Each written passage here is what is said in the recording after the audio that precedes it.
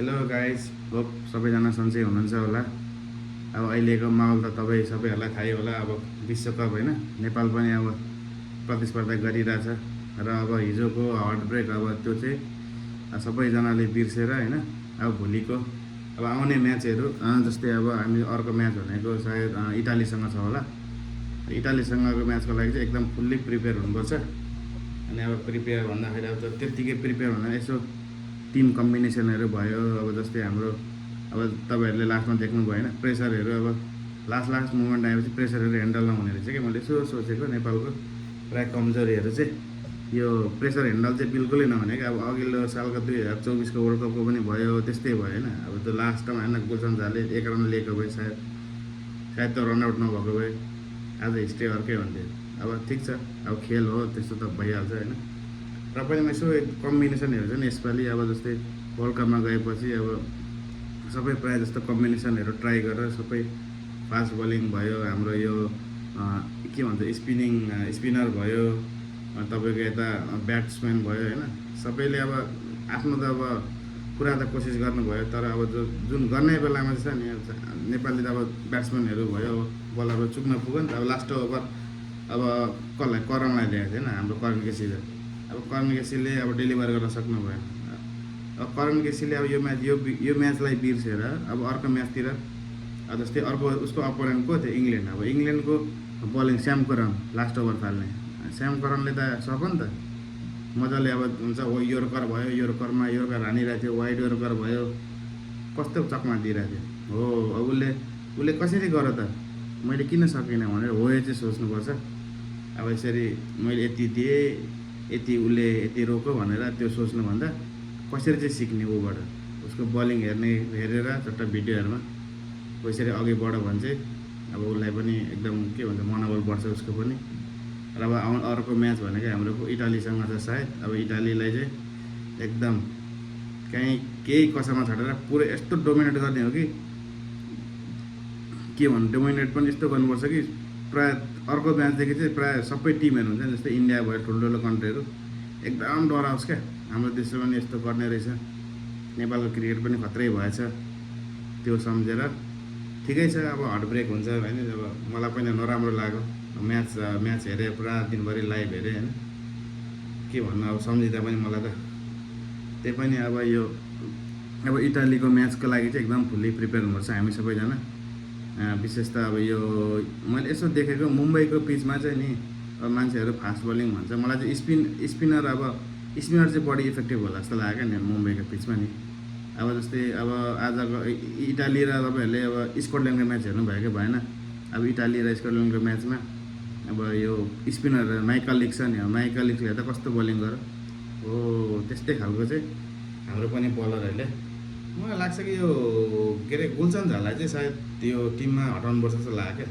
एक म्याचको लागि यो गुलसन झाला हटाएर चाहिँ सन्दीप जरललाई चाहिँ हाल्दाखेरि चाहिँ अब न उसलाई बलिङ दिन्छ न अब ब्याटिङ गर्न आउँछ, लास्टमा आउँछ 1 रनमा आउट हुन्छ। अब तपाईँहरूले नोटिस गर्नुभएको भएन गुलसन झाले त्यो लास्ट के भन्छ ओभरमा यो जस्तै लास्ट ओभर भन्दा के अरे यो ब्याटिङ गर्न आउँदाखेरि अब कस्तो उसको अनुहार हेर्नु न, डरै अर्को थियो।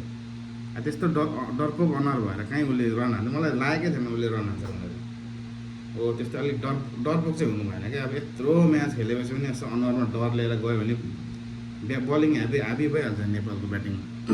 त्यही भएर गुलसन झा चाहिँ अलिक मलाई एक म्याचको लागि चाहिँ ड्रप गरेर सन्दीप जोरलाई चाहिँ हाल्न पायो भने चाहिँ सायद कम्बिनेसन राम्रो हुन्थ्यो होला। अब अर्को म्याच त हाम्रो इटालीसँग एनी यहाँ लडेर हुन्छ कि कुटेर हुन्छ कि त्यो चाहिँ जित्नै पर्ने हुन्छ।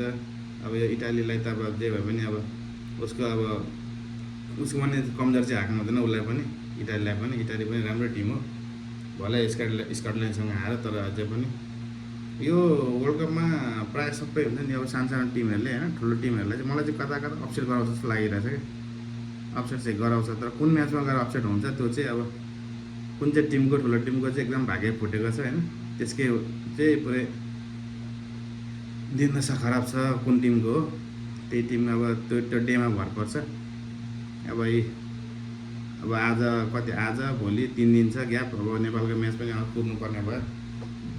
यसो मनमा चाहिँ के दिनै आए पनि हुन्थ्यो जस्तो लागिरहेको थियो। अब के अब जे भए पनि ढिलै अलि 4 दिन भए पनि अब हामीले प्लेयरहरूले रिथिङ गरेर प्लान बनाएर एकदम कडा भएर आउनुपर्छ। अब जस्तै इटालीका प्लेयरहरू त अब देश पो इटाली हो, प्लेयरहरू न कोही साउथ अफ्रिकाबाट ल्याएको छ, कोही इङ्ल्यान्डबाट ल्याएको छ, सब काउन्टी खेलेको क्रिकेटरहरू छ। त्यही भएर इटालीलाई पनि एकदम पुरा आफ्नो बल बुद्धि सबै लगाएर यसलाई हराउनै पर्छ। इटालीलाई पनि हराएर इटालीलाई हराएपछि चाहिँ अर्को म्याच त हाम्रो वेस्ट इन्डिजसँग छ। अनि वेस्ट इन्डिजलाई चाहिँ मनमा परोस्, कम्तीमा नेपालले त इङ्ल्यान्डलाई पनि भयङ्कर टक्कर दिएको थियो, इटालीलाई पनि जित्यो। अब हाम्रो पालि छ, हाम्रो उनीहरू पनि हुँदैन, मनमा डर त हुन्छ नि त वेस्ट इन्डिजलाई पनि हो। त्यही भएर नेपालले त्यो गेममा चाहिँ इटालीको गेममा चाहिँ एकदम डोमिनेट गरेर पुरा देशलाई एकदम खुसी बनाउनुपर्छ। अब जे जस्तो भयो होइन। अब हार्नु जित्दा अब खेलको होइन, अब त्यही दुई पक्की पाटो हुन्छ नि, खेलको त अब त्यो पाटै हो, अब हार जित्दा भइहाल्छ। र पनि अब त्यो हारबाट चाहिँ पुरा निस्केर एकदम जितलाई चाहिँ पुरा कन्टिन्यू दिनुपर्छ हाम्रो टिमले। अनि अब प्लेयरहरूले पनि राम्रो खेल्नुहुन्छ होला त्यो दिनको लागि।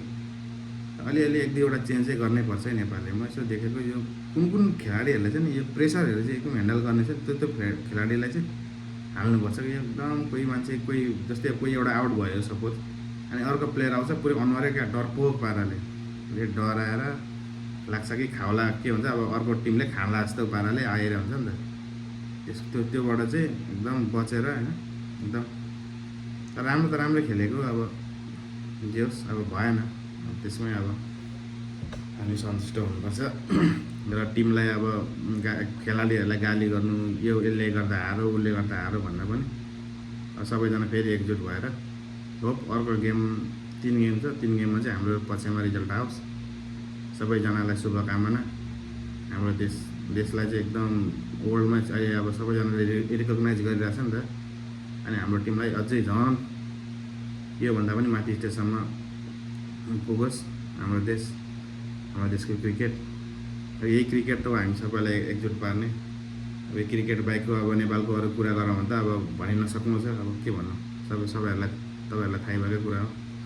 त्यही भएर नेपाललाई सपोर्ट गर्नु होला सबैजनाले। हुन त अब योभन्दा सपोर्ट कति होस् र। अब म त वास्तवमा भन्नु त अस्तिको यो वर्ल्ड कपमा 1 रन हाल्दै कि म चाहिँ नेपालकोमा यत्रा पनि हेर्दिनँ भनेर होइन, पुरै म मनदेखि नै सोचेको मान्छे। अब के गर्नु, मन त नेपाली भन्छ नि, अब त्यस्तै मन त नेपाली हो, अब हेर्नु परिहाल्छ। जो सब अर्को गेमको लागि शुभकामना। Wish best of luck for our team. Good lock.